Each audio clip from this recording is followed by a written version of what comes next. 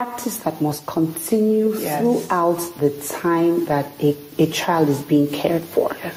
Hands must be washed all the time. You can never wash your hands too many times when you're caring for a newborn. And this is a critical thing for all mothers and all people who care for newborns.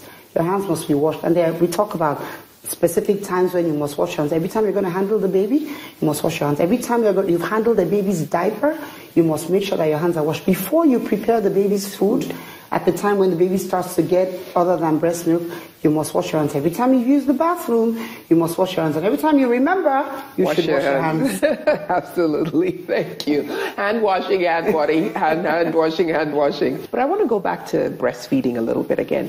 Why is breast milk better? You know, because I think sometimes I almost feel like we have to make a case for breast milk. Why is it better? Breast milk is it's a liquid that contains foods. You know, the girl in the video said it's not made anywhere else. We actually haven't been able to get the formulation of breast milk. It contains hormones. It contains long-chain fatty acids. These are big, big words, but they all have a role to play. Yes. Hormones are very important for both the mother and the baby in the early breastfeeding period. And it's important that baby actually gets access to all of this because they help to regulate the baby's sleeping and waking cycle as well. The long-chain fatty acids are the good fats that help to build the brain. We can't get that anywhere else, and we've tried. It's not available in any formula, but it's available in breast milk, and it's available every time the baby goes to breast. There's long-chain fatty acids in there. There's a lot of water in breast milk, so it quenches thirst.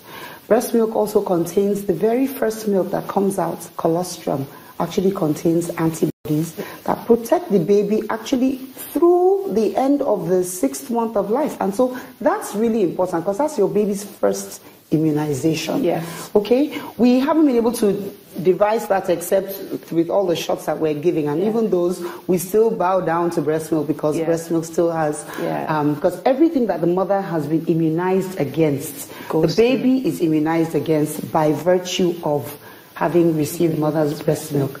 In addition to that, you know, breastfeeding is a time of bonding.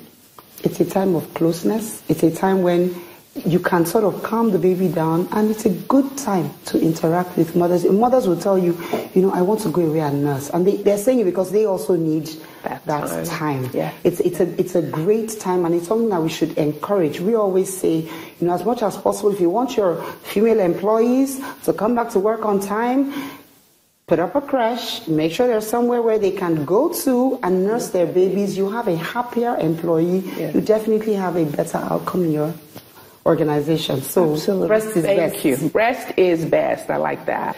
So how can we improve health outcomes for our under 5s, for our young children? The things that put under 5s at risk for illness and death are in Nigeria: malaria, pneumonia, diarrhea. These all the underlying cause of their propensity to get very bad really is malnutrition, like we talked about earlier.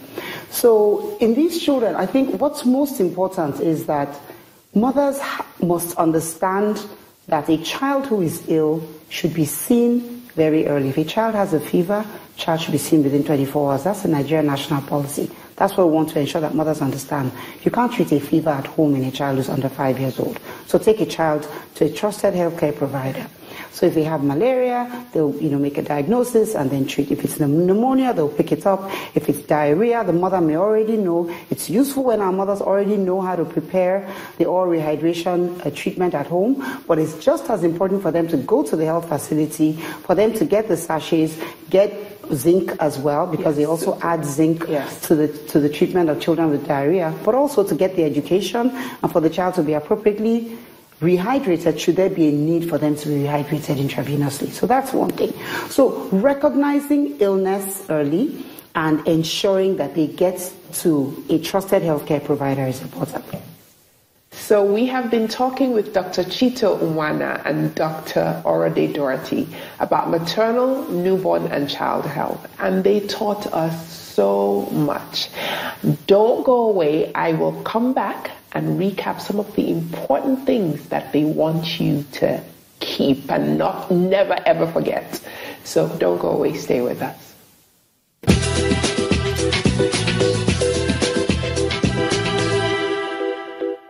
We learned so many important things from Dr. Orade and Dr. Chito about mother, newborn, and child health.